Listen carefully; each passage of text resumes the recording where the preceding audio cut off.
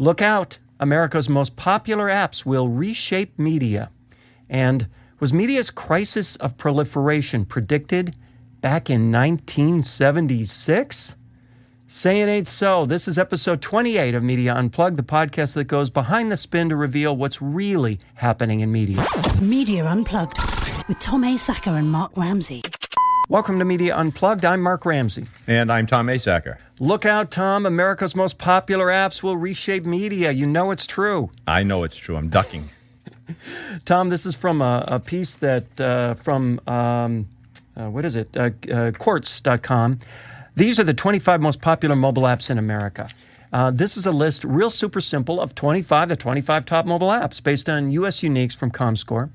And I found this really to be interesting for a couple of reasons. And I'm not going to go through all the list, obviously, because that would be boring on a podcast. But what's interesting to me is what's on it, what's not on it, and how some of the items on it have changed over time. At the very, very top are Facebook and YouTube. No real surprise there. Although Facebook Messenger is a very close third. It's about to overtake YouTube. And if you look back to 2014, you'll see that Facebook Messenger is way, way up. Obviously, that's a relatively new product from Facebook. But you have to believe that there's some pretty big consequences when you see at the very top of the usage totem pole Facebook and YouTube in a world dominated by media which are not Facebook and YouTube, right? Huge. Listen, media is definitely being reshaped because what's media? It's channels of communication. Mm-hmm. And more, at least for me, and I think for you and most people I know, that means little screens that we control, tablets, smartphones, watches. And it's also why Facebook, which, I mean, if you really think about who was Facebook? Oh, it was a closed social networking site for students at Harvard. Mm-hmm. Right? Now they're making bold moves into everything that will draw our attention to those screens. Messaging, you mentioned, video calls, peer-to-peer payments, news, video entertainment, virtual reality. If you're looking at a screen, Facebook wants you to be looking at that screen, whatever and wherever it is, through them. I mean, they're even working on a search engine. Yeah, well, pretty clearly, Facebook essentially, whether it wants to or not, it's essentially a proxy for the internet on mobile platforms, right? That's certainly the way it's playing out. Yeah, what are the numbers, Mark? What did they say the uniques were? 126 million uniques, number one by far. Next closest, YouTube, was 99 million. Huge. And needless to say, I think when you have a platform that big, it gives you, and this is something I'm going to be talking about in one of my raves, it gives you the opportunity to do pretty much anything you want, because once you have distribution and once you have audience, the world is your oyster. Yeah. It's also interesting, I think, to note what is not on this list. And again, first of all, in terms of what's on this list, I kind of went through the list and categorized the different apps in terms of what their purpose was. Purposes like connecting with each other, watching stuff, listening to stuff, exploring stuff, shopping for things, and solving problems, day-to-day problems, stocks, directions, weather. What's interesting to me, I think, is what's not on this list. There are no games on this list, the top 25, and I'm assuming that's because there's just so many games. That's right. That the attention for games is spread out. It's too diffuse, and there's no one top of the pile game. Yeah, I mean, if they had categorized games, then that, who knows, that would have been somewhere up near the top. All games. Oh, I'll bet that's true. In fact, it might have been the top. Right. No games, no podcast app. I found fascinating. I don't know if you noticed that, but in the top 25. For all the discussion about podcasts, that's true. There's no podcast app. And here's something else that was interesting. There's no news app. There's no news app up there. The closest thing, I guess, would be Facebook. Right. Which I think goes back to one of the opportunities. Again, you know, we've talked before about how brands are funneling their content, channeling their content into Facebook in a native fashion. Well, now you can certainly understand why, because they can't get there any other way. Yeah, it's interesting, isn't it? It's kind of like we used to have things called newspapers and TV, and we called that mass media. Mm-hmm. Now, these folks aren't even in the top 25. Facebook is mass media, and all these media are niche media. who want to Right. kind of be carried by Facebook. Really Yes, interesting. It is interesting, and I think when you look at the top of the list and you see Facebook and you see YouTube, you say, well, Facebook and YouTube taken together or separately for that matter can pretty much emulate any other form of media there is that matters to people. Any kind of television, any kind of entertainment. Right. It can all be wrapped up in those worlds. Even audio can be wrapped up in those That's worlds. right, That's another right. thing. Yeah. There's not a lot of audio on here. I mean, Spotify is up now in the top 25. It didn't exist there before. Pandora is actually in the top 10. But once you get outside of Pandora and Spotify, Google Play is there. But there's not a lot more in the audio space either. So it's really interesting how it's a very small number of very dominant players. Yeah, but I also think that we forget that a lot of music listening and discovery is through YouTube. People just don't bring it up. Absolutely true. And I've done the research and I've seen that myself. It's absolutely true. Yep. So that is the future of media. Maybe. Facebook and YouTube. Get used to it. Maybe. I mean, what's going to allow these apps to reshape media are these complex, kind of entangled exchanges of value between them, the consumer, but then the content producers and the brand advertisers. I don't know how this is all going to play out, especially with technologies like ad blocking on their way. So That's right. We don't know. Yeah. And I think too, Tom, when you mention the term content producers or publishers, whatever phrase we want to use, I'm really wondering as time goes by what the difference is going to be from a perceived standpoint. How consumers are going to view the difference between Facebook and publishers that channel content through Facebook. What in the world is the difference? If I'm looking at Facebook to get Washington Post content or Huffington Post content, is that Huffington Post content or is that Facebook content? To the consumer, isn't it Facebook content? The consumer doesn't care, right? I don't think they're thinking about it. The question is, how is this monetized? I mean, who's going to make the cut of the advertising? Is there going to be advertising?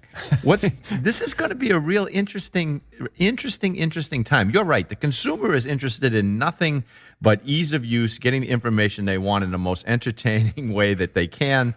And if it's going to be through the Facebook app, then that's where they're going to get it. Also, I think the fact that Facebook has been so careful about the user experience, so very careful about the user experience, is really going to pay off for them in the end because, as you know, a lot of the publishers out there with their websites strewn with display ads that I haven't blocked yet are not so concerned about the user experience. In fact, there was a piece last week, Marissa Meyer talking about how ad blockers were going to mean that native ads were all the more important and the content or the ads surrounding the content has to be as much like the content as possible because then it adds value rather than interruption.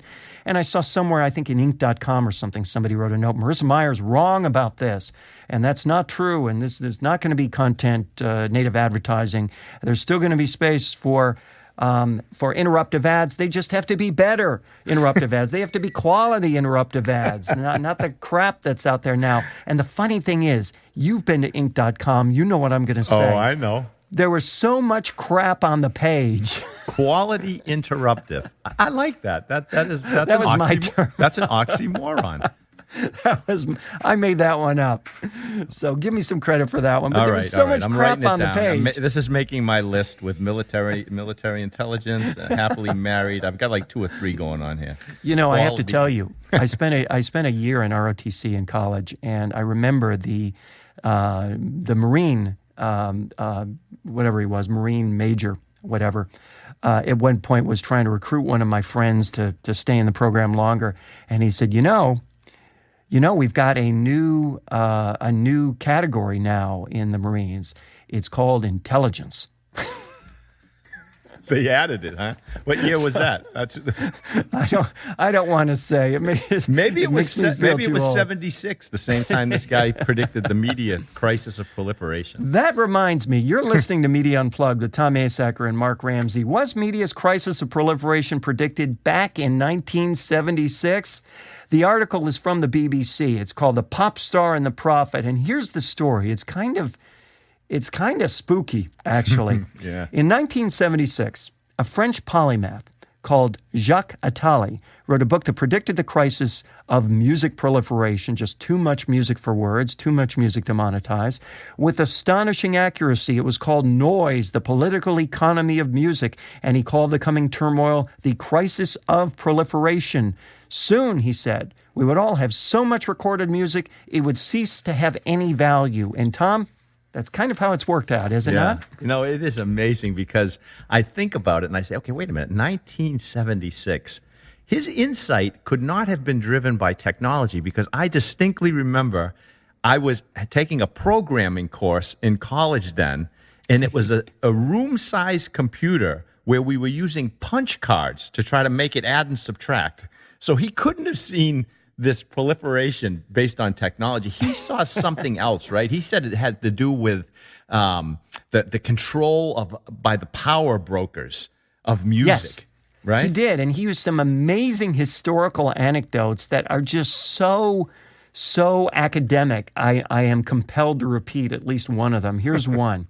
Powerful people had often used music to try and control people. In the 9th century, for example, the Emperor Charlemagne had imposed by force the practice of Gregorian chant, quote, to forge the cultural and political unity of his kingdom.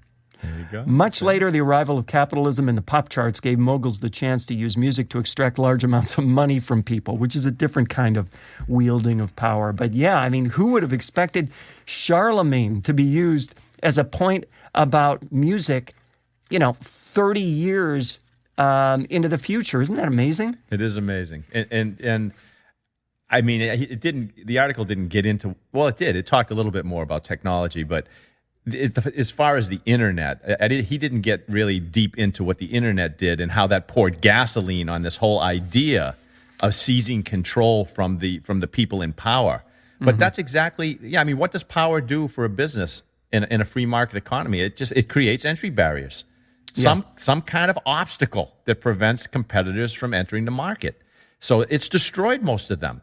Mass media advertising used to be a barrier. Okay, I'll go niche and I'll use email and content marketing, social media. Access to capital used to be a big barrier. Oh, okay, I'll crowdsource the funds. Right? Physical distribution used to be a barrier. Okay, I'll go with e-commerce. So all of these barriers that the powerful people had erected are breaking down. And thus the crisis of proliferation. Right, because if anybody can make anything, they will. Right. And it constantly amazes me how this particular article is written by a musician. It constantly amazes me how musicians think that because they love to play music, they somehow think they should be able to make a living out of that. I don't know. If I like to knit. Well, they're not thinking about anybody else, though. They're thinking about really, that's characteristic of musicians, it turns out. Well, they're comparing themselves, to their heroes, and they don't look at, let's say, a writer like me of nonfiction books. Frankly, Mark, I'm surprised that nonfiction books are even a viable category, given the amount of free content that there is online for everything. You might not want to read a novel online, but you could certainly go grab some, nonfiction content about whatever subject matter you're interested in. Isn't it interesting, too, that the definition of what constitutes a book in this day and age has also changed? Because if you go to the Amazon Kindle store and you find a book for $2.99 and it looks like a book because it's got a cover, and it's there in the Kindle store, and it's got 75 pages or 49 pages, but it's $2.99. Tom, that's a book. Yeah, I know. You might have called that an essay in days gone by. That would never get near a bookstore, but nope, that's a book. I know. It's in the Kindle store. And the designer makes the cover look thick, like it's a real thick book, too. Yes. Like a hardcover book. That is pretty funny. But we're drowning in all this stuff. I like how he said that you can use music and he could predict future trends in the marketplace. Like he was talking about manufacturing is going to get hit, he says, by an identical crisis to the music Right. industry caused by 3D printing. Well, then that's your point. I mean, it democratizes the ability to make widgets. So if anybody can make a widget, everybody's going to make a widget. Then we'll be awash in widgets. Although, Man. He I'd went be interested further to see than just how widgets. good these. Well, Mark, he this did. Guy, I mean, this guy said you're gonna print your own furniture. That's one big machine. And number two, I hope to God it's IKEA's furniture, because the relationships are being destroyed daily with people trying to put this stuff together. So if you could just tell print me it. about it. Tell me about it. We just moved into a new house. We're moving a bookshelf around, and my wife said, "What's hanging off the back of that bookshelf?" And I said, "Listen, your husband made that bookshelf. Be nice to me. I did the best I could." Should we let them in on what he said the only way out is? Yes. Be my guest. The only thing that is rare is time. I love that, don't you? I do. By which he meant that because time can't be copied, selling lived experiences like concerts should hold their value in a way that records can't. Lived experiences. In other words, if you sell me something I can experience that consumes my time, that is an event. I mean, implicit in that statement is something that's an event, right? Right. Because everything we do consumes time. Right. But something that's an event, then that has uniqueness and that has scarcity. And that Right. made me think about things like the Super Bowl. The NFL, right. Yeah, and any NFL game, awards events. You know, there's one Oscar, there's one Grammy. Even though there's a million copycats, right? Yeah. It is really interesting that what he's really saying is the only thing that's scarce is how you spend your time. And if you're selling something that wraps up people's time in an occasion, an event, a happening, then that has durable value. Do it live because it's perishable and nobody can buy it again. That's right. It's time for rants and raves, Tom. That means I have to go first. I thought I would give you a little dead air just to see what happened. I knew what that was. Okay. All right. Well, you're gonna like this one. I think I'm raving. Have you heard of the birthday paradox? No. Okay, so you like this. It's a problem in probability theory, and what it does is it attempts to determine the odds of two people having the same birthday given a certain size group. Okay. Now get this. There's a 50% probability of two people sharing the same birthday with groups of 23 people. Mm-hmm. There's a 99.9% probability when you have 70 people. Mm-hmm. So if you have 70 people listening to this podcast, there are two people right now that are sharing a birthday today. So that's good news. Now, Warner Chappell is the publishing arm of Warner Music. They used to collect royalties anytime anyone sang or played Happy Birthday to You as part of a profit-making enterprise, like theater productions, movies, TV shows, podcasts like ours, although I don't think we're making any profits. But even people who Not as far as you know. See, I knew I should have moved my office to San Diego. Even people who wanted to sing the song publicly as part of a business, let's say you own a restaurant and you want to give out free birthday cake to patrons, if you sang that song, you had to pay to use the song. And it was bringing Warner about $2 million a year in royalties. Well, not anymore. A federal judge has recently ruled that all of the Happy Birthday song copyright claims are invalid, which means that song is now considered a public work and is free for everyone to use without fear of having to pay for it. So, Mark, I've decided that at the end of your rant, what we should do to celebrate is we should play Happy Birthday to You to the two listeners who are sharing a birthday while listening to our podcast. Only two? Well, let's see, 70 people. We've got at least 70 people. That's awesome. Well, stay tuned for that, folks. I have a couple of things for you this week. I've got, I always seem to have a couple, but get this, Tom. You're not going to believe it. It's not Madame Tussauds. You know what? It's funny you say that because I actually I said, you know what? Let me just see what's up at Madame Tussauds just in case there's something. She's doing something else. I'm going to lose it. There was nothing worthy at Madame Tussauds this week. Although I want you to know I'm going to keep an eye on Madame Tussauds from now on. So Don't get me started till the end. Yeah, okay. 2 raves this week. The first one is a shout out to the Serial podcast. You may have seen the news this week that a couple of guys associated with the Lego movie, Hollywood guys, have optioned the television rights for the Serial podcast to Go TV. This means not that they will be taking, the season 1 story of Adnan Syed to television, but rather they will create basically new stories in the form of Serial.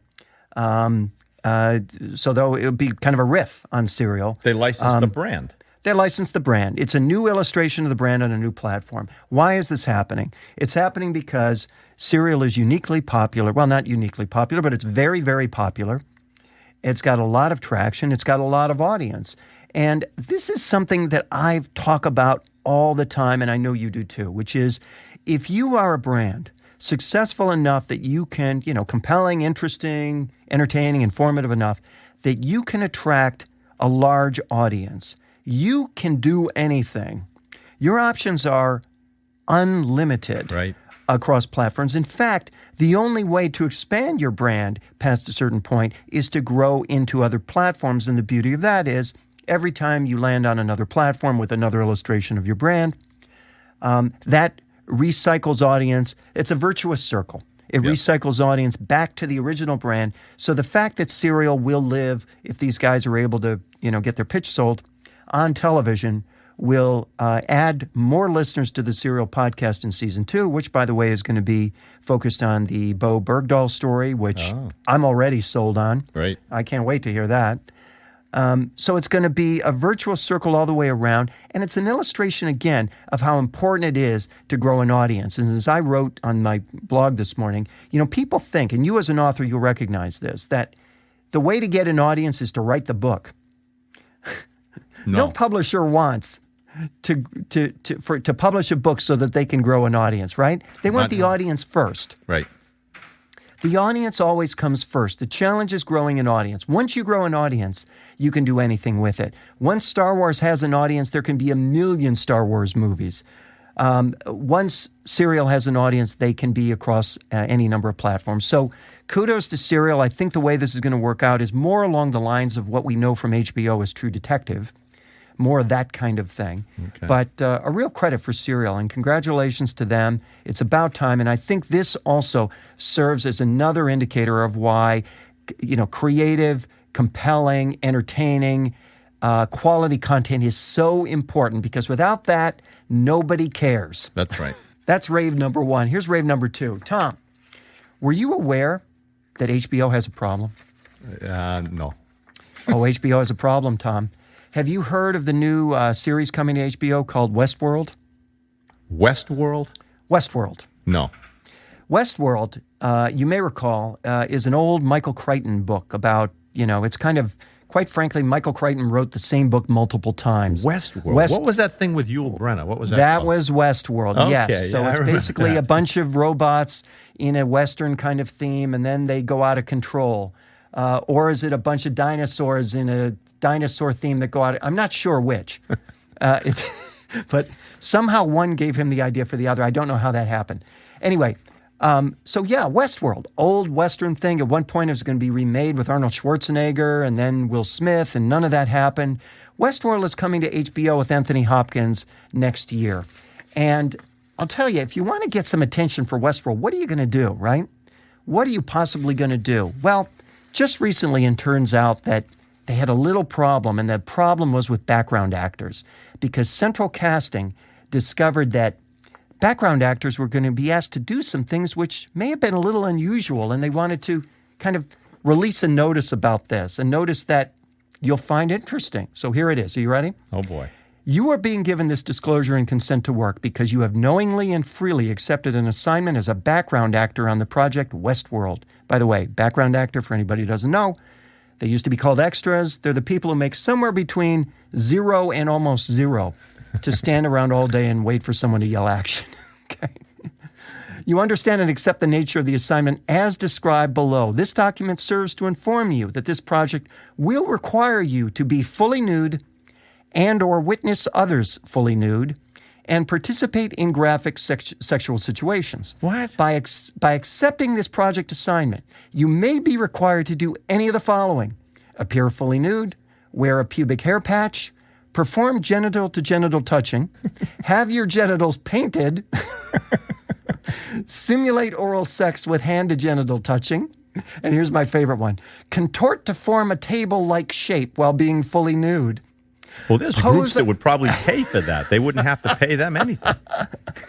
Pose on all fours while others who are fully nude ride on your back. Ride on someone's back while you are both fully nude. Oh, you're and making other this up. Where'd you get this? No, I am not. And other assorted acts the project may require, which is my other favorite part. Other assorted acts, right? Sorted the project may require. or assorted? No, assorted. Okay. So anyway, the point was, if you object to any of this, just be aware that you can say no at any time, and then, you won't be paid the next to nothing. Well, this was released into the public. HBO freaked out, and HBO issued a statement disavowing the notice and some of the details. Quote, "The document that the background actors were given was created by an outside extras casting vendor. It was not requested, written, or approved by HBO, Warner Brothers Television, or the producers, and contains situations that we do not require of any actor. We are rectifying immediately the discrepancies in the vendor's document with our actual on-set practices, which provide a professional and comfortable working environment for all performance." In other words, Tom, it's all a big misunderstanding. You know what I'm thinking. You know what I'm thinking sitting here, don't you? What are you thinking? Conspiracy. This is another PR Of course. stunt. Tom, it's all a big misunderstanding because, who wouldn't mistakenly insert the phrase contort to form a table-like shape while being fully nude? You can't make that up, right? Oh, How could that possibly be a mistake? So very, very sneaky. HBO knows how to get attention for its shows. You got to give them credit. Well, you're going to watch the first one just to see if anybody's riding on someone's back. Yeah, by the way, it serves to ask the question also, so wait a minute, what does this have to do with the Old West? Exactly. I mean, somehow the Yul Brynner thing got lost in I can translation. understand the Wild West, but, That's Media Unplugged for this week. Please remember to subscribe to us at iTunes or on Stitcher. Two apps which are not in the top 25, by the way, according to ComScore. And while you're there, please rate the show. It helps other folks discover us. You can also catch us at SoundCloud, Podcast One, Radio Inc., Media Village, and Net News Check. You can follow the fabulous Tom Asacker on Twitter at Tom Asacker and Mark at Mark Ramsey Media. Send us your questions and comments using hashtag Media Unplugged. And if there's a media topic you want us to cover, tweet us. You can read the show notes and share the show at our website, MediaUnplugged.net. Special thanks to the Uber producer of Media Unplugged, Jeff Schmidt, exciting audio for media. You can find him at jeff-schmidt.com. For Tom Asacker, I'm Mark Ramsey. Thanks for listening and enjoy. Happy birthday. yeah, here it comes.